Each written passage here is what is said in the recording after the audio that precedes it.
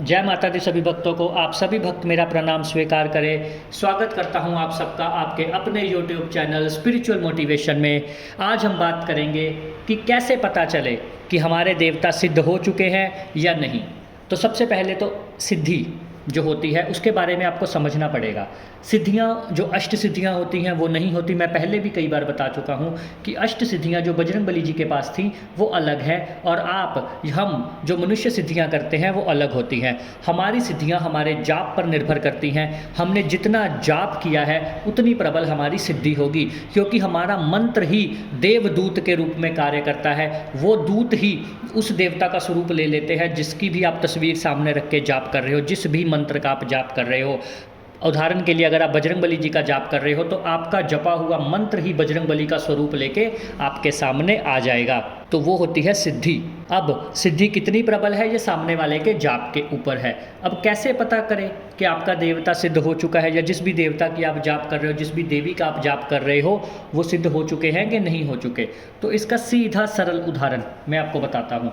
जब भी आपके देवता जी सिद्ध हो चुके होते हैं, जिस भी देवी देवता का आप जाप कर रहे हैं, तो आपके खुद ब खुद जब भी आप उनका ध्यान करोगे आपके रोंगटे खड़े होने शुरू हो जाएंगे। आपके सिर में एक तरह से चींटियाँ, जिसको चींटियाँ चलना बोलते हैं, आपके इतनी तरंगे सिर में आएंगी कि आप खुद महसूस करोगे कि ये क्या हो रहा है मेरे साथ। और कभी भी जब भी आप कहीं भी बैठे हो, जब भी आप अपने देवता का ध्यान करोगे तो तरंगे आने शुरू हो जाएंगी।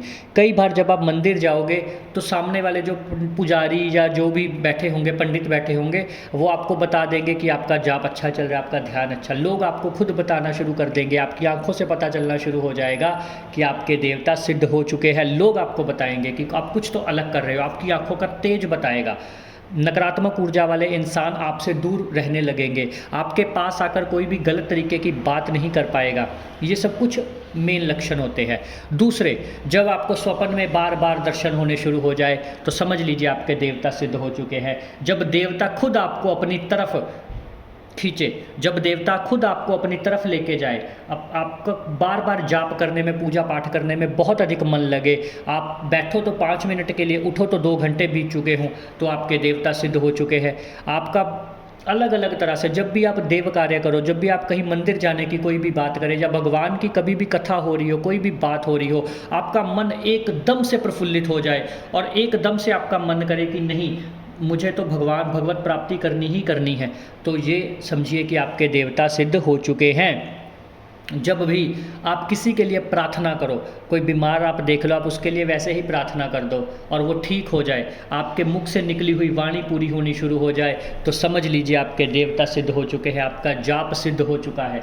जब भी आप किसी के लिए, क्योंकि देवता जब सिद्ध हो जाते हैं तो सिद्धियों का मेन कार्य है जन कल्याण। सिद्धियाँ जन कल्याण के लिए ही होती हैं। ये आपको विवश कर देंगी, ये आपको मजबूर करेंगे कि आप जन कल्याण करो। हाँ, कुछ लोग सिद्धियों का गलत इस्तेमाल करते हैं, पर वो लोग करते हैं जिनको पता होता है कि हमारे पास ये सिद्धि है, वो सिद्धि को गलत रूप में चलाते हैं। पर अगर आपने जानना है, और मेरा यही मानना है कि हमेशा सिद्धि का इस्तेमाल सही रूप से ही करना चाहिए, लोक कल्याण में ही करना चाहिए।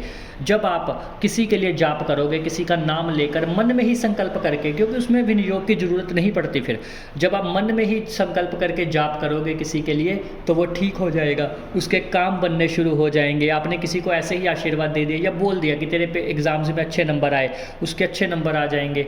तो ये सब लक्षण होते हैं। तो आपको इससे समझ आना चाहिए कि आपके देवी या देवता सिद्ध हो चुके हैं। अब आपको उससे ऊपर उठना है, क्योंकि सिद्धि और कुंडलिनी दोनों अलग अलग चीज़ें हैं। सिद्धि का कुंडलिनी से कुछ लेना देना नहीं है। कुंडलिनी आपके ध्यान के ऊपर निर्भर करती है, कुंडलिनी आपके जाप के ऊपर निर्भर करती है, सिद्धि आपकी साधना के ऊपर निर्भर करती है, सिद्धि आपके मंत्र जप के ऊपर निर्भर करती है। सिद्धि अलग होती है, कुंडलिनी अलग होती है।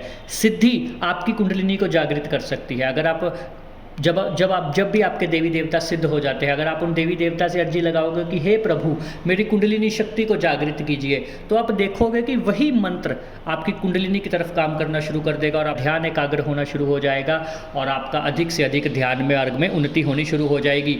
आप सिद्धि से जो काम बोलोगे वो काम वो करके आपको दे देंगे।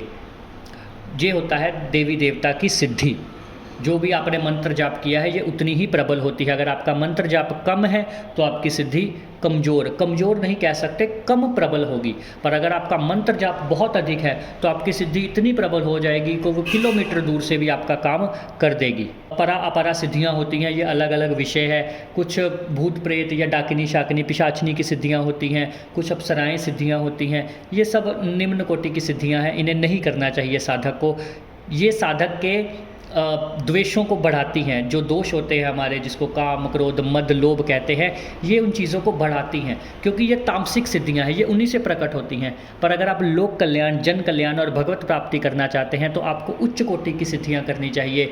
महादेव की सिद्धि, महाकाली की सिद्धि, महालक्ष्मी की सिद्धि, इन तरह से इस तरीके की उच्च देवी देवता महाशक्तियों की सिद्धियाँ आपको करनी चाहिए। बालाजी महाराज की सिद्धि बहुत ही तीव्र सिद्धि है बालाजी महाराज की, और इस प्रकार आपके काम करती है कि क्या ही कहना है। आप उसके एग्जाम्पल्स इतने आपको मिल जाएंगे यूट्यूब पर, जो बालाजी महाराज की कृपा से आज इतने बड़े बड़े धाम चल रहे हैं, सिर्फ उनकी सिद्धियों के बल पर चल रहे हैं।